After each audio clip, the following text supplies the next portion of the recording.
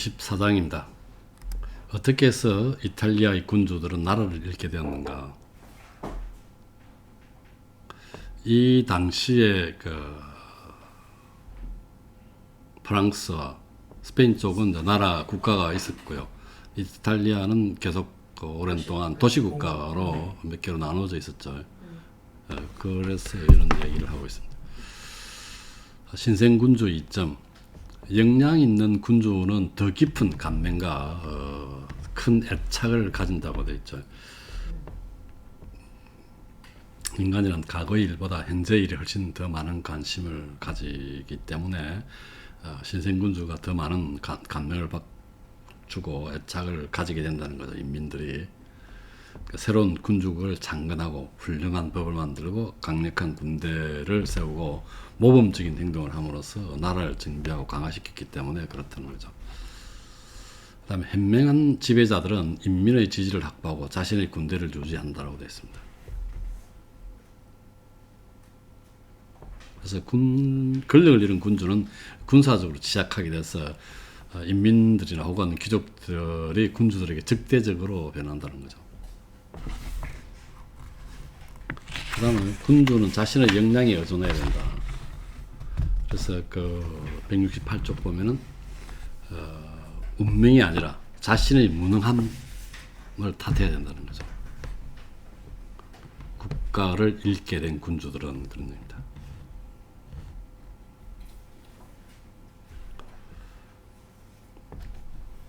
그래서 날씨가 좋을 때 폭풍을 예상하지 않는 것은 인간의 공통된 약점이라고 되어 있습니다. 그렇죠.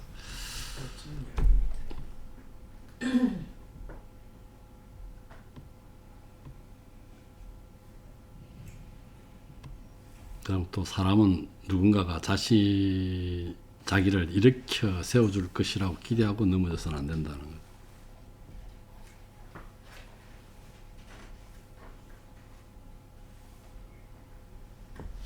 그래서 자신의 역량을 강조하고 있습니다.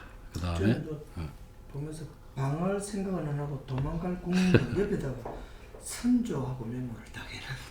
우리가 조선시대 임진왜란때 생각이 갑자기 나서 인민이 그들에게 권력을 되찾아주려는 힘, 의병. 와, 딱 그대로네. 조선시대의 그 격변기들이 생각이 많이 나요. 맞아요. 근데 그렇게 다 해줬잖아. 항상 그래. 자, 25장 볼까요? 그래서 운명은 인간사에 얼마나 많은 힘을 행사하는가, 그리고 인간은 어떻게 운명에 대처해야 하는가. 그래서 운명이라고 보다는 포르투나를 이렇게 번역한 것 같아요. 영어로 따지면 포르투나를 운이라고 해야 되겠죠. 운은 인간의 이렇게 하는 게 또는 행운이라든지 운이라 해야 되겠죠. 그리고 운명은 우리의 행동의 반 이상을 통제한다. 보통은 우리가 운명과 신에 결정되고 인간은 통제하지 못한다고 생각하지만 자유의지가 있죠. 그 밑에서 두 번째 줄에 우리가 이거 그리스도에서도 이런 말 나오죠. 자유의지란 말. 우리한테 신이 우리에게 준 자유의지를 박탈하지 않기 위해서 운명이란 우리 행동의 반만 주재하고 나머지 반은 우리가 책임져야 된다고 생각한다는 거죠. 그 다음에 운명의 범람은 통제될 수 있다라고 되어 있습니다. 여기서 운명의 여신을 험난한 강에 비유했습니다. 이게 이제 마키아벨리가 운명을 강으로 비유했다는 거죠. 험난한 강에 비유했습니다. 그래서 평온한 시기에 제방이나 둑을 쌓으면 된다는 거죠. 이게 이제 운명에 우리가 대처하는 방법입니다. 그 다음에 보면은 여기서 운명을 험난한 강에 비유했다는 것하고, 그 다음에 자신의 행동을 시대에 잘 적응시키는 사람들은 행운을 누린다 이렇게 되어 있습니다. 군주의 세 가지 자질 중에 비르투가 있습니다. 그 다음에 포르투나 있죠. 운이 있어야 된다는 거죠. 비르투라는 것은 역량이라든지 덕으로 번역되겠죠. 역량이나.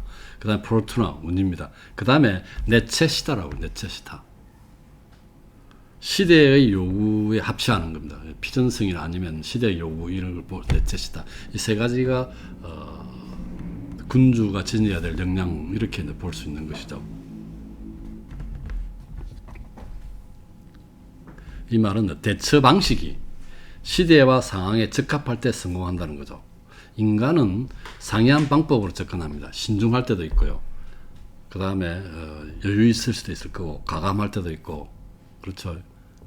그 다음에 난폭할 때도 있을 거고, 뭐 그렇지 않을 때도 있을 거고, 교활할 때도 있을 거고, 그 다음에 참을성 있게 인내하는 경우도 있을 거고, 그 다음에 성급한 경우도 있는데, 이러한 행동 양식이 어떤 상황에 부합됐을 때 성공하는 거죠. 똑같이 신중하게 행동한 사람이라도 어떤 사람 성공하고 어떤 사람 실패한다는 것은 그 상황에 거기에 신중한 걸 적합하지 않았다는 얘기거든요. 그래서 아까 앞에 나온 내체 시다가 중요하다는 얘기입니다. 그래서 시대와 상황에 맞게 자신의 성격을 변화시킬 수 있어야 되는데 이게 어렵다는 얘기죠. 왜냐하면 타고난 기질 자체가 이러한 변화를 용납하지 않은 경우가 있고요. 그 다음에 일정한 방법으로 항상 성공을 거두었기 때문에 지는 그대로 간다는 거죠. 너는 과감하게 성급하게 했으면 무조건 성공했다. 그럼 그대로 가는 겁니다. 그래서 우리가 일반적으로 소년등거한 사람이 좋지 않다고 생각하는 게 소년등거한 사람은 항상 자기가 성공했기 때문에 계속 그 길로 가는 거죠. 다른 얼터너티브나 다른 방법을 생각하지 않고 자기가 원래 했던 방법을 계속 쓴다는 얘기거든요. 공업판에서도 초반에 몸으로 보고 아니 초반에 이제 초반 끝까지 그래서 이게 그 우리 171쪽에 나온 5번째 줄 밑에서 이러한 상이한 결과가 발생하는 이유는 그들의 행동 양식, 그들이 행동하는 상황에 부합하는 거에 찾을 수 있습니다. 어떤 때는 신중해야 되고 어떤 때는 과감해야 되고 있다는 얘기죠. 방금 얘기했던 것이 172쪽에 중간점 설명이 되어 있습니다. 그래서 이러한 변화에 맞춰 유연하게 행동하는 방법을 알 만큼 지혜로운 사람을 발견하는 것은 어렵습니다. 우리의 타고난 기질이 그러한 변화를 용납하지 않거나 아니면 일정한 방법으로 행동함으로써 항상 성공을 거두었기 때문에 우리의 방법을 변화시키는 것이 좋다고 생각하지 않기 때문입니다. 그 다음에 운명은 교황 율리우스 2세를 선호했다. 이 사람은 뭡니까? 항상 성급하게 과감하게 간 사람입니다. 볼로나에 대해서 한 첫원 정도 이 사람은 그냥 그 가신들 몇 명만 딱 봤단 말이죠. 근데 상대방에서 교황이 따르고 뒤에 추기경이 따르고 뒤에 뭐 따르니까 되게 대군이 오는 줄 안다는 거죠. 그런 식으로 어쨌든 이 사람은 오래 살지 않아서 그런지 몰라도 성공했다는 거지. 과감한. 그래서 운명은 교황 율리우스 2세를 선호했다라고 되어 있고요. 그 다음에 운명은 대담한 자들과 붙한다 되어 있습니다. 운명은 가변적이었어. 인간의 처신 방법이 운명과 조화를 이루면 성공합니다. 근데 여기서는 이제 아까 신중한 게 있을 거고 강함한 게 있을 거고 뭐 이렇게 여러 가지 처신 방법이 있다고 그랬는데 마키아벨리는 신중보다는 과감이 좋다. 왜냐하면 비유를 잘했습니다. 운명은 여신이라는 거죠. 여자이기 때문에 거칠게 다루는 것을 좋아한다. 그래서 과감한 걸 좋아한다는 거죠. 그래서 여기도 보면 운명은 여성이므로 그녀는 항상 청년들에게 이끌립니다. 왜냐하면 청년들은 덜 신중하고 보다 공격적이며 그녀를 더욱 대담하게 다루고 제어하기 때문입니다. 그렇습니다. 벤처사학과가 배운 다 청년들이고 다 성공 많이 이루고 그 다음에 26장입니다. 이제 마지막 장입니다. 야만족의 지배로부터 이탈리아의 해방을 위한 호소입니다. 네, 자신을 발탁해달라는 자기 속에서의 성격도 강하게 띄고 있죠. 이탈리아는 자신을 통일시키고 구출할 영웅을 맞이할 준비가 되어 있다. 진료는 이탈리아죠. 군주에게 영광을 줄 수 있고 그 다음에 인민에게 행복을 줄 수 있도록 준비되어 있다는 얘기죠. 모세가 이스라엘 민족이 이집트에 애속된 상황에서 모세가 성공할 수 있었고 페르시아인이 메디아인에 능률되어 있을 때 키로스가 성공할 수 있었고 그 다음에 아테네가 분열되어 있을 때 테세우스가 성공할 수 있었다는 그런 얘기를 하고 있고요. 누가 지도자가 될 것인가? 그 다음 176쪽. 이게 체사르 보르자가 나타났는데 운명에 의해서 일격을 맞았다는 얘기죠. 빨리 죽는 바람에 자신을 구원해 줄 것을 누군가를 보내달라고 이탈리아가 얼마나 간절히 기도하고 있는가를 살펴보십시오. 그래서 이탈리아를 통일하기 위해서 신에게 선택된 메디치 가문 아부합니다. 그래서 메디치 가문에 보내는 이게 그러기 때문에 오직 메디치 가문만이 행운과 아까 포르투나 그 역량을 갖고 있는 비르투를 갖고 있고 신과 교회의 가호를 받고 있다고 합니다. 그래서 불가피하게 177쪽 중간점 있죠. 수행하는 전쟁은 정의로운 전쟁이며 무력에 호소하는 것 외에는 아무런 희망이 없을 때 무력 또한 신성한 것입니다. 그 마지막 쪽 보면은 그러나 신은 우리 몫의 자유의지와 영광을 박탈하지 않기 위해서 모든 것을 스스로 다 하기를 원하지 않기 때문에 전하 역시 자기 몫의 역할을 해야 된다.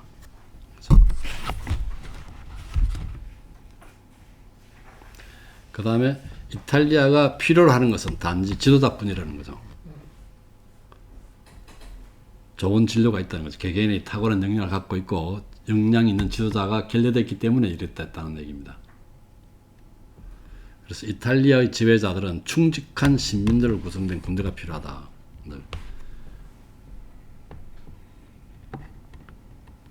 자신의 군대를 가져야 된다는 얘기고요. 그 다음에 새롭고 우월한 전술. 이 사람은 자기가 참 상당히 많은 걸 알고 있다는 것을 지금 내세우고 있죠. 그 다음에 스위스와 스페인 보병의 위협적인 평판을 얻지만 둘 다 약점을 가지고 있다라고 되어 있죠. 그래서 이에 대한 얘기도 하죠. 스위스 보병은 자기보다 강한 스페인 보병한테 약하고 스페인 보병은 프랑스의 기병한테 깨졌다는 거죠. 그래서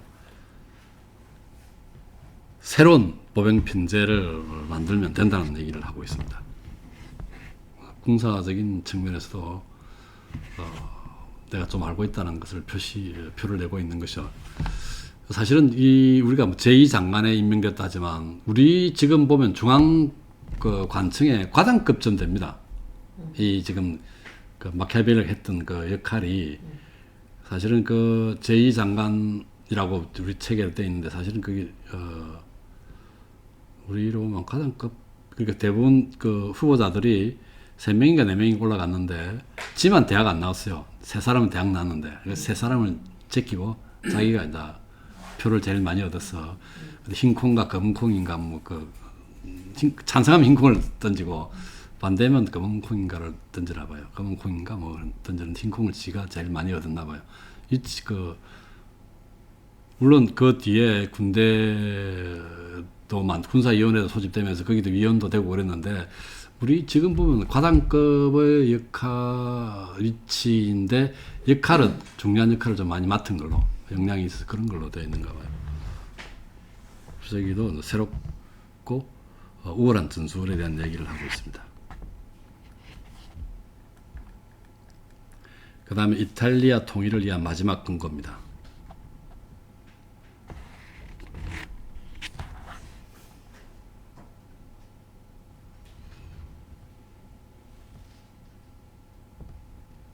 영광스러운 전하의 가문이 기백과 희망을 가지고 이렇게 정당한 임무를 더 맡아야 된다고 되어 있죠. 그래서 이제 마지막 메디치 가문한테 아부 겸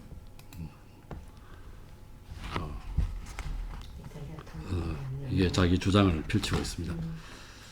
그래서 전하의 지도 아래서 페트라르카, 르네상스의 선구자죠. 시진입니다. 페트라르카 식구가 현실로 실현될 수 있을 것입니다. 비르투 용명은 강판 공격에 대항하여 무기를 들 것이다. 전투는 짧을 것이니 이탈리아의 가슴에 조상들의 용명이 아직 살아있기 때문이다. 나를 발탁해 주셔서 같이 갑시다. 이런 얘기 되겠죠. 같이 자기도 기여하겠다는 얘기입니다. 그래서 이 그 군주론이 대충 끝나게 되네요.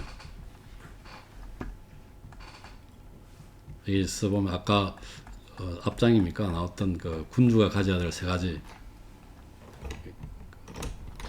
자질, 비르투, 포르투나, 네체시다. 네체시다 말은 용어가 언급 안 됐지만 이 뒤에 나온 그 얘기죠. 대처 방식이 시대와 상황에 적합해야 된다는 게 이 세 개가 어떻게 보면 이것의 그거네요. 그 다음에 사다의 용맹과 여우의 관계. 왜냐면 모든 사람이 선하지 않다는 얘기죠. 그 얘기입니다. 가장 그 중요한 대목이 아닐까. 사다의 용맹과 여우의 관계. 전제는 상대방이 다 선하지 않다. 인간의 본성에 대한 얘기. 그 다음에 군주의 자질, 빌투, 득, 역량 이렇게 번역할 수 있습니다. 포르투나, 그 다음 네체시다. 포르투나를 우리가 용맹의 여신으로 번역했고 험난한 강으로 비유했죠. 용맹의 여신. 근데 네체시다. 포르투나와 비르투와 그다음에 네체시타는 자기가 좀 할 수 있지만 포르투나는 정말 자기 모두 그렇게 볼 수 없는 거죠. 그렇죠. 그렇게 대비해야 된다는 거죠. 근데 이게 이 지난번에도 앞에서 그런 얘기를 했었지만 과감하게 다루어야 된다는 거예요. 여자 거기 보면 패라고 돼 있습니다. 여자를 다른 뜻이. 여자를 그 당시에는 휘어잡아라. 휘어잡으라는 얘기인데 패스라도 그런 얘기가 나온대요. 패라는 얘기를 패스라도 잡아야 된다. 그래서 여기 과감한 게 낫다는 얘기가. 왜냐하면 여자들은 그 과감한 걸 좋아한다고. 그래서 운명에 이제 기죽지 말고 운명을 이렇게 뭐라노 극복해야 돼. 대처해야 된다는 거죠. 대처하는 게 맞네요. 험난한 강이 범람할 때는 피해야 되는 거죠. 그러나 평화스러울 때는 제방이나 둑을 쌓아야 되고. 그래서 거기 보면은 근면해야 된다는 그런 얘기가 나오고. 그러니까 포르투나는 우리가 어찌 해볼 수 없는 운이 아니라 대처해야 되는 운이다. 네, 그렇죠. 네, 그걸 이제 강조하고 있고. 그래서 운의 좌지우지 당하지 말고 내가 제 방을 쌓으면 그 운에 대해서도 내가 이제 그걸 갖다가 극복할 수 네. 있다 또는 대처할 수 있는. 그러니까 이게 똑같다는 험난한 강이면 너무 세면은 그렇죠. 피해 나가야 되고 평상시에는 또 대처해야 되고. 여기 재밌는 것은 이제 운명이라고 번역해서 사실은 내가 볼 때 운이라고 해야 되는 게 맞는데 번역을 운명이라기보다는 잘못하면 운명하면 데스티니로 돼 있잖아. 데스티니 좀 다른 거기 때문에 포춘이라고 하는 거. 데스티니는 어떻게 정해진 길로 가야 되는 거기 그렇지. 때문에 안 되고 변할 수 없는. 그래서 그게 진짜 운이라는 이제 미국에서 인디안들한테 그렇게 가혹하게 하고 흑인들한테 그렇게 노예짓을 시킬 때 그게 매니페스토 데스티니야. 백인은 백인들의 운명이 있고 너는 운명이 있다는 이제 이런 얘기를 하잖아요. 그러니까 저게 결정된 삶. 흑인들한테 그렇게 가혹하게 대하는 것, 인디안들을 가혹하게 대하는 것이 운명적으로 자기를 합리화한 거죠. 매니페스토 데스티니. 지금 와서 보면 그게 말도 안 되는 소리지만 그 당시는 그런 게 유행했다는 얘기죠. 매니페스토 데스티니. 이분이 이제 그래서 만약 권력의 옆에 가서 정권을 좌지우지하는 책사가 되었다면 어떻게 되었을까 이 생각을 한번 해보면서 마지막에는 결국 마지막에는 또 토사구팽 됐겠죠. 이분이 이제 군사위원회를 만들면서 그 자기 시절의 군대를 키워야 된다고 그랬잖아요. 일부 그걸 키워요. 그 일부 이제 써가지고 약간 성공하기도 하고 그게 크게 이제 안 돼서 그렇겠죠. 그래서 이제 조선 시대로 딱 보면 정도전이 조선을 설계를 쫙 해서 왕 주변에 있는 호족들의 군대를 전부 다 하나로 결집시켰지만 그 방금 이야기했던 그 위대한 지도자였던 이방원이 태종 이방원이 강력한 왕권을 추진하면서 정도전도 몰아내고 뭐 정몽준은 이미 죽였고 그래서 왕권을 완전하게 그 피로서 확립한 다음에 세종에게 물려주거든요. 그래서 이제는 피가 필요 없으니까 너는 학문으로서 나라를 부흥시켜야 된다. 이런 메시지. 그래서 저는 보면서 조선시대에 이 사람이 정도전 같은 생각을 하는 거죠. 그림을. 군비를 어떻게 하고 고려시대의 말이니까. 어떻게 재정비를 해서 뭐 태조가 좀 유약할 때는 태조 보고 푸싱을 해서 뭐 이렇게 만들어서 나중에는 이제 결국 자기도 토사구 병 당하면서 태종한테 상납하고 자기 다